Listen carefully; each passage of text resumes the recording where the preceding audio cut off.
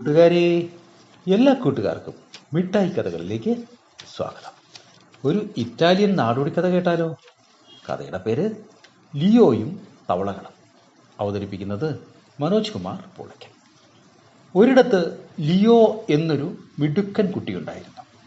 ഒരു ദിവസം ലിയോ പഠനമെല്ലാം കഴിഞ്ഞിരിക്കുമ്പോൾ അച്ഛൻ ചോദിച്ചു, ലിയോ, ഇന്ന് എന്തെല്ലാം പഠിപ്പിച്ചു? അച്ഛാ, ഞാൻ തവളകളുടെ ഭാഷ പഠിച്ചു. ലിയോയുടെ അച്ഛൻ്റെ ചങ്ങാതിമാരും അവിടെ ഉണ്ടായിരുന്നു. ലിയോയുടെ മറുപടി കേട്ട് അവർ പൊട്ടിച്ചിരിച്ചു. നിങ്ങൾ സംസാരിക്കുന്നത് തവള ഭാഷയിലാണോ? അവരുടെ കളിയാക്കൽ കേട്ട് അച്ഛന് ദേഷ്യം വന്നു. കൂട്ടുകാരുടെ മുന്നിൽ വെച്ച് ലിയോ നാണക്കേടുണ്ടാക്കിയില്ലേ? അച്ഛൻ ലിയോയെ കാട്ടിൽ കൊണ്ടുപോയി ഉപേക്ഷിച്ചു. കാട്ടിൽ ഒറ്റയ്ക്കായപ്പോൾ ലിയോയ്ക്ക് വിഷമമായി. പക്ഷേ അവന് പേടിയൊന്നും തോന്നിയില്ല. പേക്രോ പേക്രോ. പെട്ടെന്ന് അടുത്തുള്ള കുളത്തിൽ നിന്ന് തവള കരയുന്ന ശബ്ദം ലിയോ കേട്ടു. അവൻ കാതോർത്തു. രാജ്ഞിക്ക് മാറാരോഗമാണെന്ന് അറിഞ്ഞില്ലേ? ഒരു തവള മറ്റൊരു തവളയെ നോക്കി പറയുകയാണ്. ലിയോ അടുത്തേക്ക് നീങ്ങി നിന്ന് ശ്രദ്ധിച്ചു. അത് മാറാരോഗമൊന്നും അല്ലെന്നേ. ഈ തടാകത്തിൽ വിരിഞ്ഞു നിൽക്കുന്ന മഞ്ഞപ്പൂവിൻ്റെ വേര് അരച്ചു കുടിച്ചാൽ ആ രോഗം മാറും. അതവർക്കറിയില്ല. അടുത്ത തവള മറുപടി പറഞ്ഞു. തവള പറഞ്ഞത് കേട്ട ലിയോ വേഗം തടാകത്തിലിറങ്ങി. എന്നിട്ട് മഞ്ഞപ്പൂവ് വേരോടെ പറിച്ചെടുത്ത് വേര് മാത്രമായി എടുത്ത് അരച്ച് ഒരു ഇലപ്പാത്രത്തിലാക്കി ലിയോ കാടിന് പുറത്തെത്തി.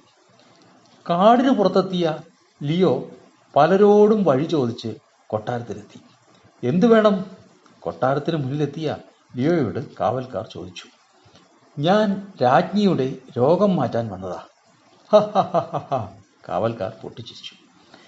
വിദഗ്ധരായ വൈദ്യന്മാർ ശ്രമിച്ചിട്ടും നടക്കാത്ത കാര്യമാണോ ഈ കുട്ടി ചെയ്യുന്നത്? പക്ഷേ അവർ ലിയോയെ തടഞ്ഞില്ല. കാരണം രാജ്ഞിക്കുള്ള മരുന്നുമായി വരുന്ന ആരെയും തടയരുതെന്ന് രാജാവിൻ്റെ ഉത്തരവുണ്ട്. രാജസദസ്സിലെത്തിയ ലിയോ രാജാവിനോട് പറഞ്ഞു, പ്രഭു, ഞാൻ രാജ്ഞിയുടെ രോഗം മാറ്റാം. രാജാവിന് അത് വിശ്വാസമായില്ല. എങ്കിലും അവൻ്റെ മുഖത്തെ ധൈര്യം കണ്ടപ്പോൾ രാജാവ് മരുന്ന് പരീക്ഷിക്കാൻ തീരുമാനിച്ചു. ലിയോ ഇലപ്പാത്രത്തിലെ മരുന്ന് രാജ്ഞിക്ക് കൊടുത്തു. അത് കുടിച്ചതും രാജ്ഞി അസുഖമെല്ലാം മാറി എഴുന്നേറ്റു. സന്തോഷം കൊണ്ട് രാജാവ് ലിയോയെ കെട്ടിപ്പിടിച്ചു. രാജാവിനും രാജ്ഞിക്കും മക്കളില്ലായിരുന്നു.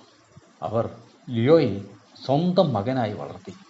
വർഷങ്ങൾ കഴിഞ്ഞപ്പോൾ ലിയോ ആ രാജ്യത്തെ രാജാവായി തീരുകയും ചെയ്തു. കൂട്ടുകാർക്ക് കഥ ഇഷ്ടമായോ? എങ്കിൽ പുതിയൊരു കഥയുമായി നമുക്ക് നാളെ കാണാം. എല്ലാവർക്കും നല്ലൊരു ദിനം ആശംസിക്കുന്നു. Story uncle.